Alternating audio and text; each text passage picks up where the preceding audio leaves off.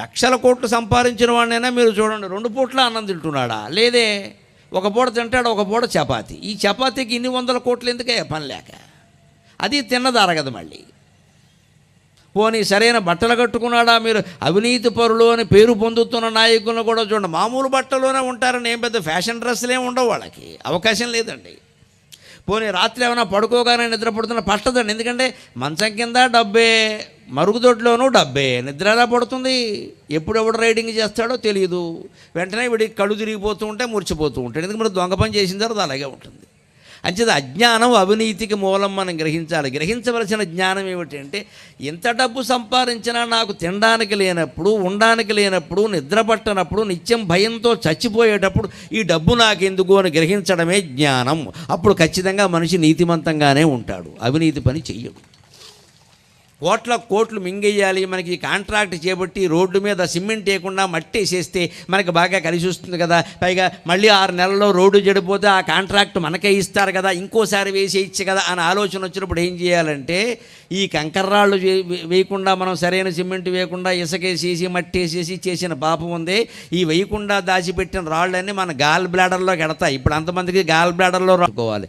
మానవుల ప్రయోజనాలు ఒక్కటే కాదు, నదులు, కొండలు, చెట్లు, వీటన్నిటినీ కాపాడడం ప్రభుత్వం బాధ్యతే. పర్యావరణ పరిరక్షణ ప్రభుత్వం యొక్క ప్రథమ బాధ్యత, ప్రధాన బాధ్యత. అన్నిటికీ ప్రభువే. ప్రభువు అన్నవాడు ఎప్పుడు అన్నిటికీ ప్రభువే, కొన్నిటికి ఉండదండి. అందుకని పావురానికి కూడా నేనే రక్షకుండా కదా, నేను రక్షించాలి కదా, అన్ని పావురాల్ని నేనేం రక్షిద్దామని ప్రయత్నం చేయలేదే, నా కాళ్ళ మీద పడిన దాన్నైనా నేను రక్షించాలి కదా అంటే, ఆ డ్యాగంది, నేను 2 రోజులు కష్టపడి వేటాడాను, నా ఆహారం లేకపోతే నేనేం చేయను, నన్ను రక్షించడం నీ పూచీ కదా అని తర్కం ఇలాగే ఉంటుంది. వెంటనే రాజు అన్నాడు, డ్యాగా, నీకు మరో పావురం దొరికే అవకాశం ఉంది, ఈ పావురానికి మరో ప్రాణం ఉండే అవకాశం లేదు కదా అన్నాడు. అది ధర్మ సూక్ష్మం అంటే, అది ధర్మ సూక్ష్మం అంటే. అది ధర్మం వేరు, ధర్మ సూక్ష్మం వేరు.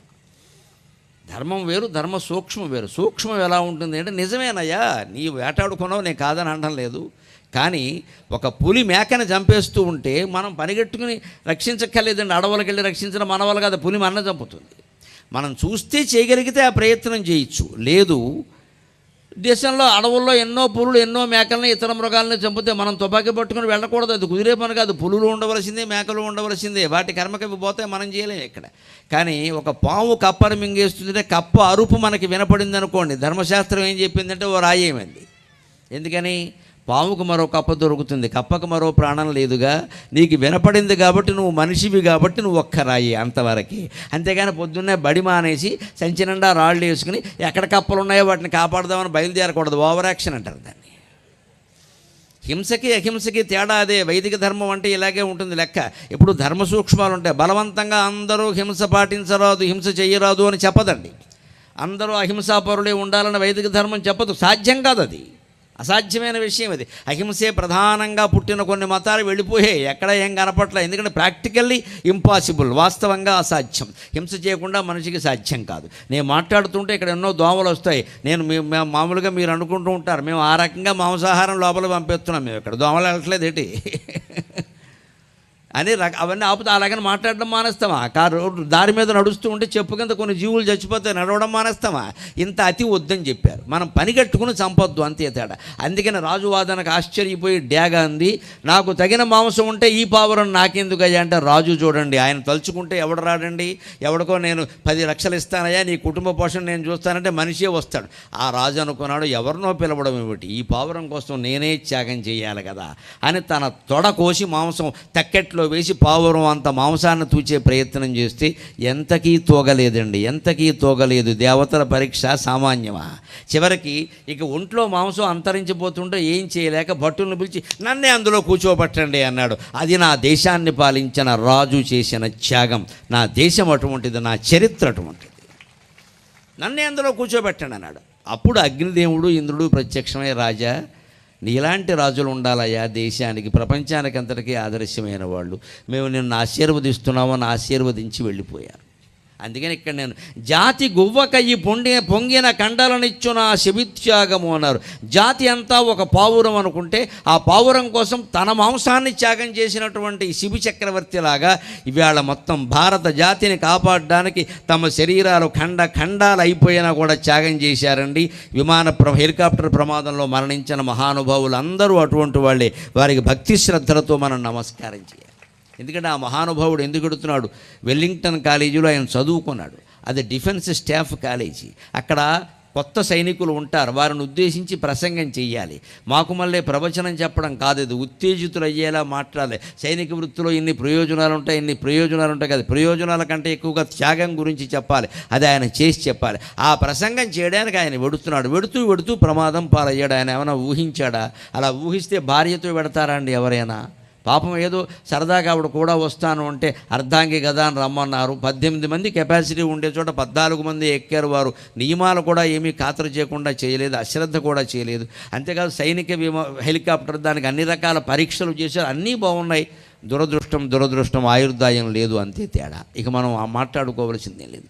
అంతటి త్యాగం చేసిన వాళ్ళ గురించి మనం నిజంగా నివాళి అర్పించాలి అంటే చేయవలసింది ఏమిటయ్యా? 2 పనులు. ఒకటి మౌనం పాటించాం మనం, మౌనపానమున అత్యుత్తమైన ప్రశాంతి నందడిన్. రెండవ పని ఏమిటంటే మన పిల్లలకి ఆ త్యాగాల గురించి చెప్పాలి. ఇక్కడ నా మాటలు విన్న వాళ్ళందరూ, ఇది 2 గంటల ప్రసంగంలో నేను జవాన్ కిసాన్ 2 విభాగాలు చేసుకుని చెబుతాను కాబట్టి గంటసేపు జవాన్, గంటసేపు కిసాన్ అనుకుంటే ఈ విన్నటువంటి మాటల్లో మీకు బాగా నచ్చినవి, మీకు అర్థమైనవి మళ్ళీ మీ పిల్లలకి రాని వాళ్ళందరికీ చెప్పండి. ఆ తర్వాత యూట్యూబ్లో ప్రసారం అవుతాయి. గరికపాటి నరసింహరావు అఫీషియల్ అన్న దాంట్లో అన్నీ ఎప్పటికప్పుడు ప్రసారమే వస్తాయి. ఇది కూడా 4 రోజుల్లో సంస్కరించిన తర్వాత అది ప్రసారం అవుతుంది. అక్కడ చూపించండి పిల్లలకి ఇలా ఉంటుందని. ఇవాళ నేను ఎంత ఆశ్చర్యపోతున్నాను అంటే మొత్తం కనపడి మేము వింటున్నాం అని చెబుతున్న వాళ్ళు 20 నుంచి 40 ఏళ్ల వాళ్ళు ఎక్కువ. 20 నుంచి 40 ఏళ్ల వాళ్ళు ఎక్కువ. నాకు నమ్మకం ఉంది, దేశం బాగుంటుంది. 20 ఏళ్ల క్రితం నేను అవధానాలు మొదలుపెట్టినా, 10 ఏళ్ల క్రితం ప్రవచనాలు మొదలుపెట్టినా నాకు ఒకటే నమ్మకం, మా అమ్మ చెప్పిందే నమ్మకం. మా అమ్మకి నేను నమస్కారం చేసినప్పుడు నా మెడలో ఈ కండువా వేసి, నేను కండువా కింద వేయట్లేదురా, ఇది జాతీయ జెండాను నీకు వేస్తున్నాను అని చెప్పింది ఆవిడ. అది నాకు మనస్సులో ఉండిపోయింది బాగా. ఇది జాతీయ జెండా అని చెప్పి వేసింది.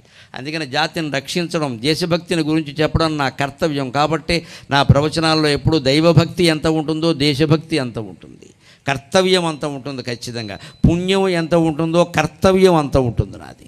దైవభక్తి కంటే దేశభక్తి ఎక్కువ. అందుకని ఇది మీ పిల్లలకి మీరు చెప్పగలిగితే, ఇది మళ్ళీ వాళ్ళ మనసులో నాటుకునేలా చేయగలిగితే, దేశంలో అవినీతి పోవడం అనేది పెద్ద సమస్య కాదు. అవినీతికి మూలం అజ్ఞానం. గమనించాలి మనం. అవినీతికి మూలం ఏదో స్వార్థం కాదండి, అజ్ఞానం అంటే ఏమిటో తెలుసా? మనిషి ఎంతసేపు ఈ దేహమే నేను అనుకుంటాడు. ఇదే అజ్ఞానం. అందుకోసమే దేహం కోసం, దేహ బంధాల కోసం ఇన్ని 100 కోట్లు సంపాదిస్తున్నాం. లేకపోతే అవినీతి ఎందుకండి?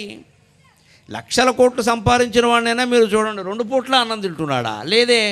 ఒక పూట తింటాడు, ఒక పూట చపాతి. ఈ చపాతీకి ఇన్ని 100 కోట్లు ఎందుకే? పని లేక. అది తిన్నదరగదు మళ్ళీ. పోనీ సరైన బట్టలు కట్టుకున్నాడా? మీరు అవినీతి పరులు అని పేరు పొందుతున్న నాయకులను కూడా చూడండి, మామూలు బట్టలోనే ఉంటారని. ఏం పెద్ద ఫ్యాషన్ డ్రెస్సులే ఉండవు, వాళ్ళకి అవకాశం లేదండి. పోనీ రాత్రి ఏమైనా పడుకోగానే నిద్రపడుతున్న పట్టదండి. ఎందుకంటే మంచం కింద డబ్బే, మరుగుదొడ్లోనూ డబ్బే. నిద్ర ఎలా పడుతుంది? ఎప్పుడెప్పుడు రైడింగ్ చేస్తాడో తెలియదు. వెంటనే వీడికి కళ్ళు తిరిగిపోతూ ఉంటే మూర్చిపోతూ ఉంటాడు. ఎందుకంటే మరి దొంగ పని చేసిన తర్వాత అలాగే ఉంటుంది.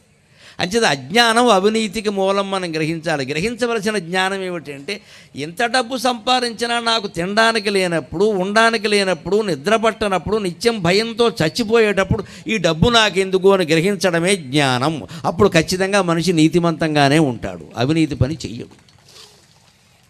కోట్లు మింగేయాలి, మనకి కాంట్రాక్ట్ చేపట్టి రోడ్డు మీద సిమెంట్ వేయకుండా మట్టి వేసేస్తే మనకి బాగా కలిసి వస్తుంది కదా, పైగా మళ్ళీ 6 నెలల్లో రోడ్డు చెడిపోతే ఆ కాంట్రాక్ట్ మనకే ఇస్తారు కదా, ఇంకోసారి వేసేయచ్చు కదా అని ఆలోచన వచ్చినప్పుడు ఏం చేయాలంటే, ఈ కంకర్రాళ్ళు వేయకుండా, మనం సరైన సిమెంట్ వేయకుండా ఇసుకేసేసి మట్టి వేసేసి చేసిన పాపం ఉంది.